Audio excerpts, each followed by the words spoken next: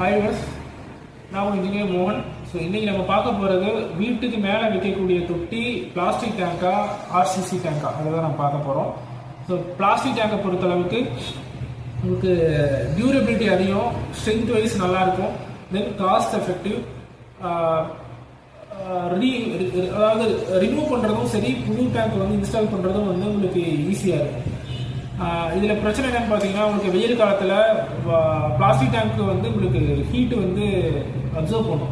உங்களுக்கு heat resistance கம்மின்றதுனால தண்ணி வந்து ஹீட் ஆக ஆரம்பிச்சிடும், நம்ம ஈஸியாக ஃபீல் பண்ண முடியும். ஸோ அந்த மாதிரி பிளாஸ்டிக் வந்து ஹீட் ஆகும்போது அந்த ஒரு டாக்ஸிக் கேஸ் வரும்.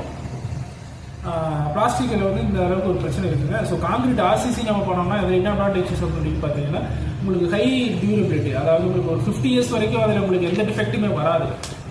ஸ்ட்ரக்சரல் ஸ்ட்ரென்த் வந்து உங்களுக்கு ரொம்ப ஜாஸ்தியாக இருக்கும். ஸோ வெயில் காலத்தில் உங்களுக்கு ஹீட் ஆகாது.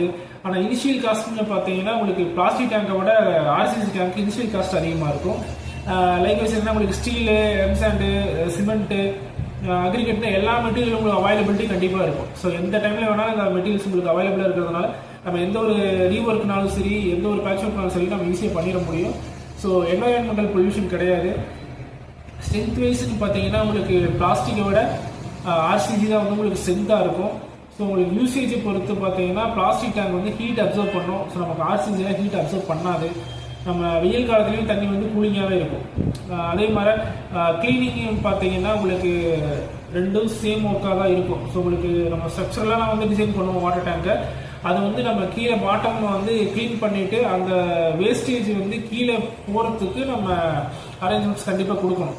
ஸோ அது கொடுக்கறதுக்கு தான் வந்து உங்களுக்கு அந்த இனிஷியல் காஸ்ட்ன்றது அதிகமாக இருக்கும். இந்த பிளாஸ்டிக் ஒர்க் இருக்கும், பிரிக் ஒர்க்கு, காங்கிரீட் ஒர்க்கு நம்ம பண்ணுறோமா, ஆர்சிசியில் பண்ணுறோமா, இல்லை மேசன்ட்ரி ஒர்க்கில் பண்ணுறோமான்றது வந்து நம்ம